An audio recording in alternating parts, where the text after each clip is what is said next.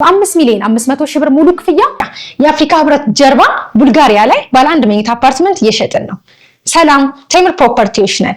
ቡልጋሪያ መብራቱ ጋር ወይም ደግሞ አፍሪካ ህብረት ጀርባ ኦር ደግሞ አልነጃሺ መስጂድ ፊት ለፊት ላይ ባለ 1 መኝታ አፓርትመንት በ5 ሚሊዮን 500 ሺህ ብር ሙሉ ክፍያ፣ ባለ 2 መኝታ አፓርትመንት በ7 ሚሊዮን ብር ሙሉ ክፍያ፣ ባለ 3 መኝታ አፓርትመንት ደግሞ በ10 ሚሊዮን ብር ሙሉ ክፍያ 100% የምትከፍሉ ከሆነ ለሽያጭ አቅርበንላችኋል። ይሄ ማለት 100% ለሚከፍል ሰው 30% ቅናሽ ማለት ነው።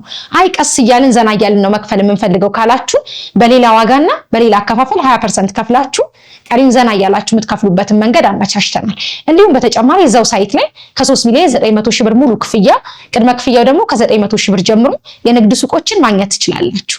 ቦታው እንግዲህ ነጋራ ያስፈልገው ቡልጋሪያ ላይ ነው። ለሜክሲኮ በጣም በቅርብ ርቀት ላይ ነው የሚገኘው። ትልቁ ኢትዮጵያ ውስጥ አለ የሚባለው አልነጃሺ መስጂድ ደግሞ ፊት ለፊቱ ላይ ነው እየተገነባ ያለው። ለኢንቨስትመንት ለመኖሪያም አዋጭ የሆነ ሳይት ነው። ከስር ስልካችንን እናስቀምጣለን። ደውሉና ተጠቀሙ። ቴምር ፕሮፐርቲስ የህልሞ ማረፊያ።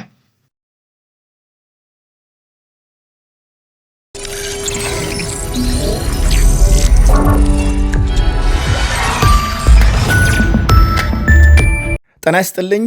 ይህ አዋዜ ነው። የመካከለኛው ምስራቅ ግጭት ዛሬም ተባብሶ ቀጥሏል። በዚህ ላይ የደረሱንን አዳዲስ መረጃዎች እናቀርባለን። በላይ በቀለ ነኝ። በመላው ኢራን ህዝባዊ አመጽ ይነሳል በሚል ከፍተኛ የጸጥታ ጥበቃም እየተካሄደ መሆኑ ተነገረ። በዋና ከተማ ቴሄራንና በሌሎች የሀገሪቱ ክፍሎች ታይቶ ባልታወቀ ሁኔታም ጥበቃ መጠናከሩ ሲነገር በየቦታው የፍተሻ ኬላዎች መቋቋማቸውን ዘገቦች አመልክተዋል። ኢንተርኔት ተዘግቷል። ለህዝቡ ተደጋጋሚ የጽሑፍ ማስጠንቀቂያ መልእክት እየተላለፈ መሆኑን ነዋሪዎች ለተለያዩ መገናኛዎች ገልጸዋል።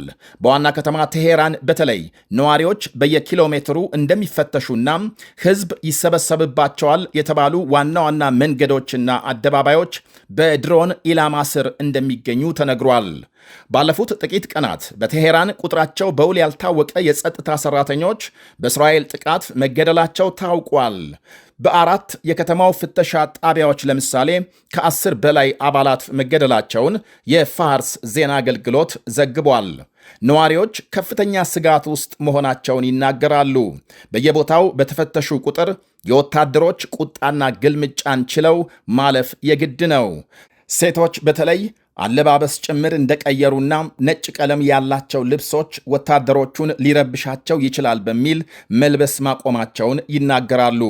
ለዜና አገልግሎቱ አስተያየት የሰጠች አንዲት በ20ዎቹ የዕድሜ ክልል የምትገኝ ወጣት ፍተሻና ቁጥጥሩ እጅግ እንደሚረብሻት ገልጻለች። ጦርነቱ ከጀመረ ጊዜ አንስቶ በመላው ሀገሪቱ ኢንተርኔት ተቋርጧል። ሰው እርስ በርሱ ለመገናኘት አይችልም። አልፎ አልፎ በድብቅ የስታርሊንክን የመሳሰሉ ሳተላይቶችን በመጠቀም ኢንተርኔት የሚያገኙ አሉ። አንዱ ለሌላው በማስተላለፍ በሀገሪቱ ስላለው ሁኔታም ለመገናኛ ብዙሃን መረጃም ያቀብላሉ። እናም ህዝቡ ተነጋግሮ እንዳይደራጅና ተቃውሞ እንዳያሰማ ቁጥጥርና ጥበቃው ተጠናክሯል። ለድጋፍ ካልሆነ ለተቃውሞ ሰልፍ የሚወጣ ሰው በጥይት እንደሚመታ መንግስት በተደጋጋሚ እያስጠነቀቀ ይገኛል። ኢንተርኔት በድብቅ የሚሸጡ የቴሄራን ነዋሪዎች ሲተኙ ሲነሱም ሆነ በከተማው ሲዘዋወሩ በስጋት ውስጥ ሆነው ነው። ስራ ብለው የያዙት የኢንተርኔት ሽያጭ በመንግስት ዘንድ ከታወቀ እንደ ትልቅ ወንጀል ተቆጥሮ መቀመቅ ይወርዳሉ፣ አሊያም በአደባባይ በሞት እንዲቀጡ ይደረጋል ይላሉ ቃላቸውን ለሮይተርስ የሰጡ ነዋሪዎች። በደቡባዊ ፋርስ ግዛት ለምሳሌ በድብቅ የስታርሊንክ ኢንተርኔት በየከተማው ሲቀጥል የተገኘ የ37 ዓመት ኢራናዊ በፖሊስ ተይዞ የት እንደገባ አለመታወቁን ቤተሰቦቹን የጠቀሰው የሮይተርስ ዘገባ አንስቷል። የድብቅ ኢንተርኔት ዋጋ 1 ጊጋባይት ዳታ ለምሳሌ $6 እየተሸጠ ሲሆን ይሄ ደግሞ በሀገሪቱ ወርሃዊ ደሞዝ በአማካይ ከ200 እስከ $300 ለሚያገኝ ዜጋ ምን ያህል ከባድ እንደሆነ ዘገባው ይጠቅሳል። በሌላ በኩል ህዝቡ አመፅ እንዳይወጣ በየቀኑ ተደጋጋሚ የጽሑፍ ማስጠንቀቂያም ከመንግስት የሚላክለት ሲሆን ከሚተላለፉ ማስጠንቀቂያዎች አንዱ ክፉ ጠላት በድጋሜ በአደባባይ ሁከትና ስጋት ለመፍጠር እየፈለገ ነው፣ ካለፈው የከፋ እልቂት የሚያስከትል ነው ይላል። ባለፈው ጥር በተካሄደ ህዝባዊ አመፅ በ2 ቀን ብቻ በሺዎች የሚቆጠሩ ሰልፈኞች በመንግስት መገደላቸው ይታወሳል። በተገደሉ ሰዎች ቁጥር ላይ ካልሆነ በቀር ሰልፈኞች መገደላቸውን መንግስት ራሱ በይፋ አረጋግጧል።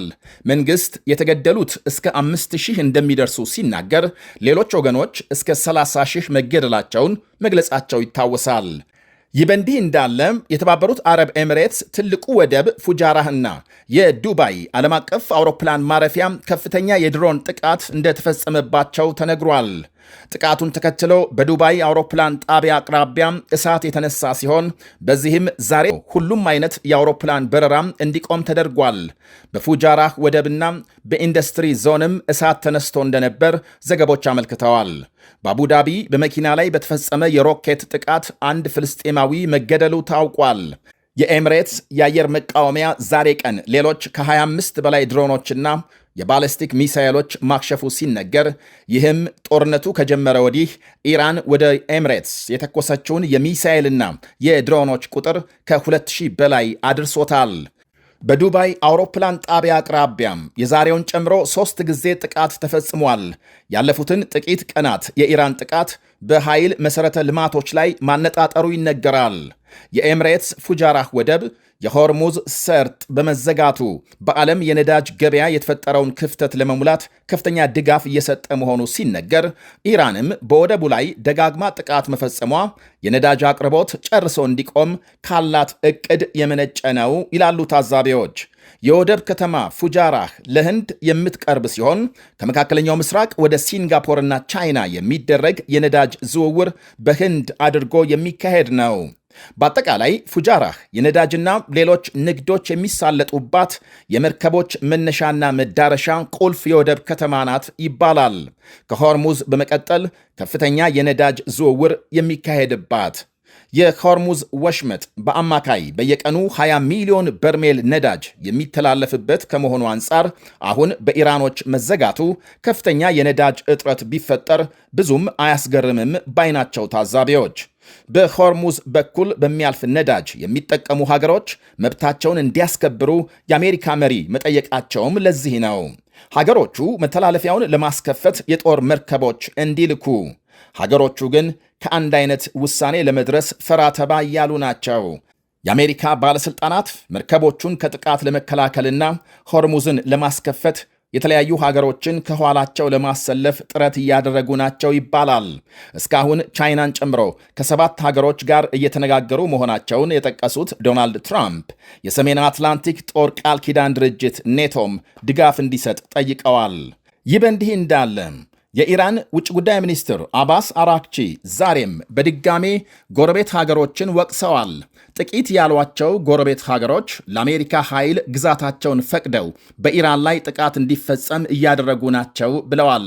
ንጹሐን የኢራን ዜጎች እንዲገደሉ ድጋፍ እየሰጡ መሆናቸውን የሳውዲ አረቢያም ልዑል መሐመድ ቢን ሳልማን በኢራን የእባቡን ጭንቅላት ለመቁረጥ አሜሪካም ድብደባ እንድትቀጥል ጠይቀዋል ተብሎ በኒውዮርክ ታይምስ የተሰራጨውን ዘገባ ተከትሎ ነው ውጭ ጉዳይ ሚኒስትሩ ጎረቤት ሀገሮችን የወቀሱት።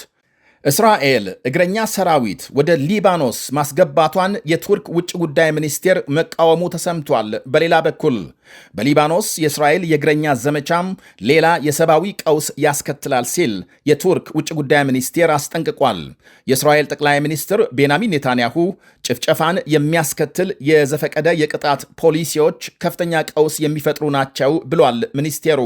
የእስራኤል ጦር ወሳኝ የሄዝቦላህ ይዞታዎችን ለመምታት ሲባል ሰራዊቱን ወደ ሊባኖስ ማስገባቱን ገልጧል። በሌላ ዜና የዓለም አቀፉ የኃይል ኤጀንሲ አባል ሀገራት ቃል የገቡትን 400 ሚሊዮን በርሜል ነዳጅ እንደሚለቁ ሲያስታውቁ የአውሮፓ ሀገሮች ከ100 ሚሊዮን በርሜል በላይ ለማቅረብ ቃል መግባታቸው ተነግሯል። የኤጀንሲው 32 አባል ሀገሮች የሚለቁት የአስቸኳይ ጊዜ ነዳጅ አቅርቦት አሁን በዓለም ገበያ የተፈጠረውን ቀውስ ያረግባል ተብሎ ይጠበቃል። የኢራን ባለሥልጣናት በሌላ በኩል ሙስሊም ሀገሮች ለቴሄራን ድጋፍ ነፍገዋል ሲሉ ቅሬታቸውን ገልጸዋል። ሙስሊም ሀገሮች ከማን ወገን ናችሁ? ከኛ ወይስ ከአሜሪካና እስራኤል? በማለት ጠይቀዋል። በጉዳዩ ላይ አስተያየት የሰጡ ታዛቢዎች ኢራን ሳውዲን በመሳሰሉ የመካ መዲና መገኛ ሙስሊም ሀገሮች ላይ የዘፈቀደ ጥቃት መፈጸሟም ድጋፍ እንድታጣ ምክንያት ሆኗል ይላሉ። ኢራን የአሜሪካና እስራኤልን ንዴት ጎረቤት ሀገሮች ላይ ለመወጣት መሞከሯ በሌሎች ሀገራትም ዘንድ ጥርጣሬ እንዲታይ ወይም ደግሞ በጥርጣሬ እንድትታይ አድርጓል ባይ ናቸው። ነግበኔ ነገ ለእኔም አትመለስም አይነት። ይህ አዋዜ ነው። 5,500,000 ብር ሙሉ ክፍያ የአፍሪካ ህብረት ጀርባ ቡልጋሪያ ላይ ባለ 1 መኝታ አፓርትመንት እየሸጥን ነው። ሰላም ቴምር ፕሮፐርቲዎች ነን።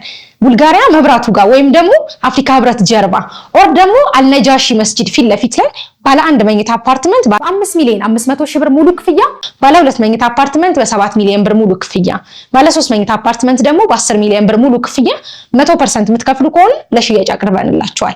ይሄ ማለት 100% ለሚከፍል ሰው 30% ቅናሽ ማለት ነው። አይ ቀስ እያልን ዘና እያልን ነው መክፈል የምንፈልገው ካላችሁ በሌላ ዋጋና በሌላ አከፋፈል 20% ከፍላችሁ ቀሪን ዘና እያላችሁ የምትከፍሉበትን መንገድ አመቻችተናል። እንዲሁም በተጨማሪ እዛው ሳይት ላይ ከ3,900,000 ብር ሙሉ ክፍያ፣ ቅድመ ክፍያው ደግሞ ከ900,000 ብር ጀምሮ የንግድ ሱቆችን ማግኘት ትችላላችሁ። ቦታው እንግዲህ ነጋራ ያስፈልገው ቡልጋሪያ ላይ ነው። ለሜክሲኮ በጣም በቅርብ ርቀት ላይ ነው የሚገኘው። ትልቁ ኢትዮጵያ ውስጥ አለ የሚባለው አልነጃሺ መስጂድ ደግሞ ፊት ለፊቱ ላይ ነው እየተገነባ ያለው። ለኢንቨስትመንት ለመኖሪያም አዋጭ የሆነ ሳይት ነው። ከስር ስልካችንን እናስቀምጣለን። ደውሉና ተጠቀሙ። ቴምር ፕሮፐርቲስ የህልሞ ማረፊያ።